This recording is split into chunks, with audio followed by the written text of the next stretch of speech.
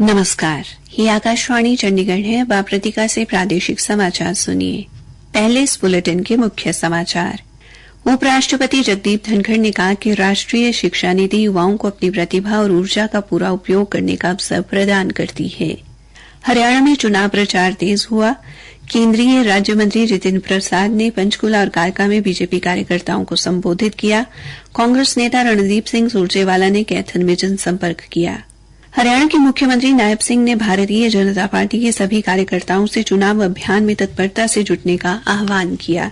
केंद्रीय युवा कार्यक्रम एवं खेल मंत्री डॉ मनसुख मांडविया ने कहा है कि भारत 2030 के यूथ ओलंपिक और 2036 में ग्रीष्मकालीन ओलंपिक खेलों की मेजबानी के लिए दावेदारी पेश करेगा।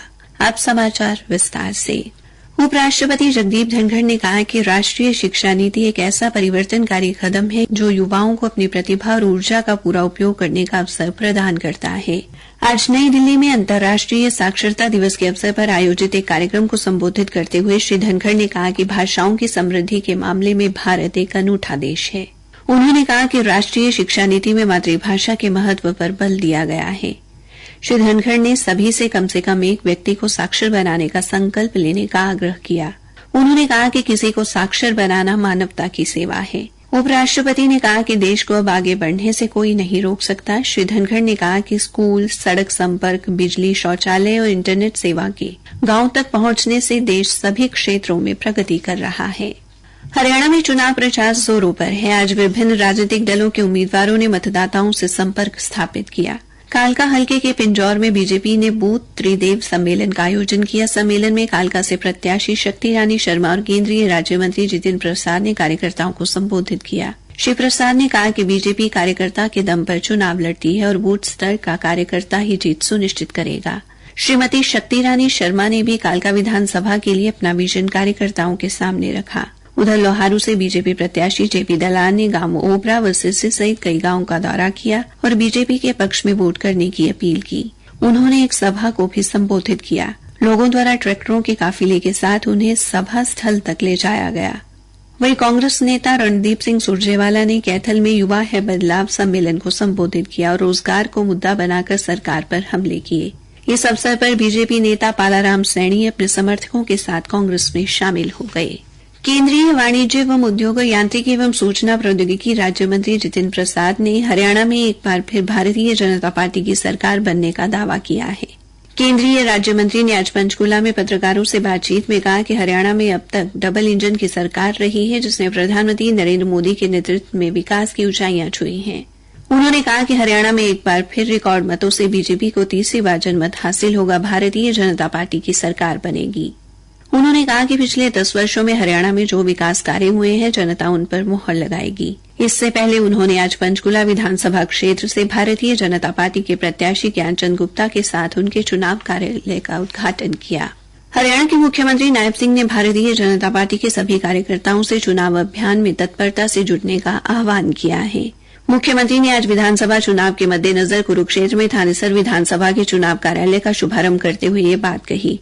इस अवसर पर उनके साथ राज्य मंत्री एवं थानेसर विधानसभा हलके से बीजेपी प्रत्याशी सुभाष सुधा भी उपस्थित रहे।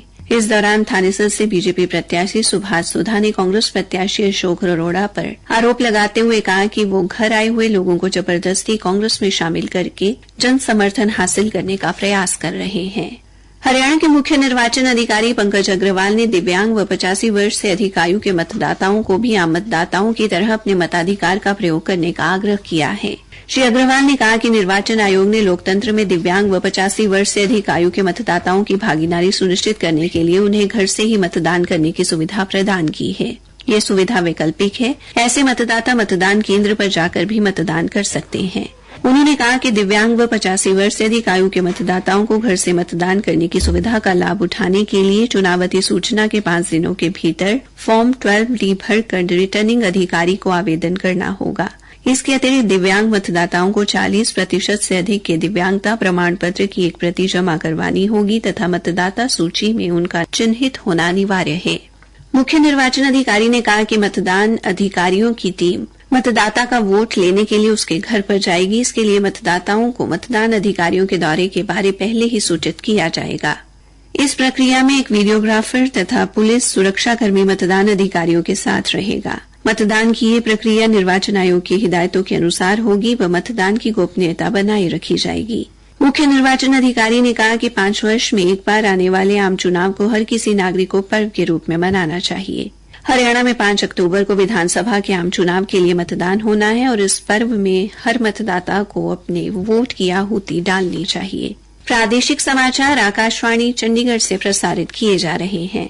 केंद्रीय युवा कार्यक्रम एवं खेल मंत्री डॉ मनसुख मांडविया ने कहा कि भारत 2030 के यूथ ओलंपिक और 2036 में ग्रीष्मकालीन ओलंपिक खेलों की मेजबानी के लिए दावेदारी पेश करेगा। डॉ मांडविया आज नई दिल्ली में एशिया ओलंपिक परिषद की महासभा को संबोधित कर रहे थे। उन्होंने कहा कि केंद्र सरकार ने खेल बजट को 2014-15 के लगभग 14 करोड़ 30 लाख डॉलर से बढ़ाकर वर्तमान में लगभग 47 करोड़ डॉलर कर दिया है। खेल मंत्री ने कहा कि इस सहायता ने एशियाई खेलों में 160 पदक और एशियाई पैरा खेलों में 111 पदक के साथ देश के असाधारण खेल प्रदर्शन में काफी योगदान दिया है। उन्होंने खिलाड़ियों का उत्साहवर्धन करते हुए कहा कि कोई भी एथलीट हारने वाला नहीं है, वो केवल एक विजेता और सीखने वाला होता है। डॉ मांडविया ने कहा कि खेल प्रतिस्पर्धा से परे है और ये देशों को एकजुट करते हैं। कार्यक्रम को संबोधित करते हुए स्वास्थ्य मंत्री जगत प्रकाश नड्डा ने कहा कि एशियाई ओलंपिक परिषद अपने आप में इस बात का प्रमाण है कि खेल किस तरह से लोगों को एक साथ ला सकते हैं और भाईचारे की भावना बढ़ा सकते हैं। उन्होंने कहा कि यहां पर लिए गए निर्णय एशियाई एथलीटों के भविष्य और पूरे महाद्वीप में व्यापक खेल परिदृश्य को आकार देने में महत्वपूर्ण भूमिका निभाएंगे। भारतीय ओलंपिक संघ के अध्यक्ष पीटी उषा ने कहा कि यह सम्मेलन ऐसे महत्वपूर्ण समय में हो रहा है जब विश्व लगातार विकसित हो रहे वैश्विक खेल परिदृश्य में आगे बढ़ रहा है। उन्होंने कहा कि ओलंपिक खेल विभिन्न देशों के बीच आशा, एकता और शांति की भावना को मजबूत करते हैं। पेरिस पैरालंपिक खेल आज देर रात संपन्न होंगे। समापन समारोह फ्रांस के national stadium Stade de France में होगा। तीरंदाज हरविंदर सिंह और स्प्रिंटर प्रीतिपाल पेरिस पैरालंपिक के समापन समारोह में भारत के ध्वजवाहक होंगे। हरियाणा विधानसभा चुनाव के लिए कल तक 51 उम्मीदवारों ने अपने नामांकन पत्र दाखिल किए हैं। आज रविवार की छुट्टी होने के कारण कोई नामांकन पत्र नहीं भरा गया। हमारे संवाददाता ने बताया है कि अब तक जगाधरी हलके में 2, रादौर और लाडवा में 1-1, पंचकूला, पिहोवा, कलायत, पुंडरी, करनाल, पानीपत ग्रामीण से भी 1-1 उम्मीदवार ने नामांकन भरा है। पानीपत शहरी हलके से 2 नामांकन पत्र दाखिल किए गए हैं। वहीं सोनीपत से अब तक 3 उम्मीदवारों ने नामांकन भरा है। मनी माजरा के मोली जागरण स्थित संत निरंकारी सत्संग भवन में आज रक्तदान शिविर का आयोजन किया गया। शिविर में कुल 236 लोगों ने रक्तदान किया, जिसमें काफी संख्या में महिलाएं भी शामिल रहीं। इस अवसर पर मंडल उप मुख्य संचालक जेपी चड्डा ने रक्तदाताओं का मनोबल बढ़ाया। पत्र सूचना कार्यालय पीआईबी की तथ्य जांच इकाई ने एक ऐसी धोखाधड़ी के प्रति लोगों को आगाह किया है जिसमें जालसार प्रधानमंत्री कुसुम योजना के तहत पंजीकरण शुल्क के रूप में 8,000 रुपए की मांग कर रहे हैं। तथ्य जांच इकाई ने कहा है कि लोगों को जाली पत्र भेजे जा रहे हैं जिसमें कहा गया है कि इस योजना के अंतर्गत उनका आवेदन पंजीकरण शुल्क देने के बाद स्वीकृत किया जाएगा। सरकार ने इस तरह के किसी भी दावे को खारिज किया है। अंत में मुख्य समाचार एक बार फिर। उपराष्ट्रपति जगदीप धनखड़ ने कहा है कि राष्ट्रीय शिक्षा नीति युवाओं को अपनी प्रतिभा और ऊर्जा का पूरा उपयोग करने का अवसर प्रदान करती है। हरियाणा में चुनाव प्रचार तेज हुआ। केंद्रीय राज्य मंत्री जितिन प्रसाद ने पंचकूला और कालका में बीजेपी कार्यकर्ताओं को संबोधित किया। कांग्रेस नेता रणदीप सुरजेवाला ने कैथल में जनसंपर्क किया। हरियाणा के मुख्यमंत्री नायब सिंह ने बीजेपी के सभी कार्यकर्ताओं से चुनाव अभियान में तत्परता से जुटने का आह्वान किया है। इसी के साथ ये समाचार बुलेटिन समाप्त हुआ।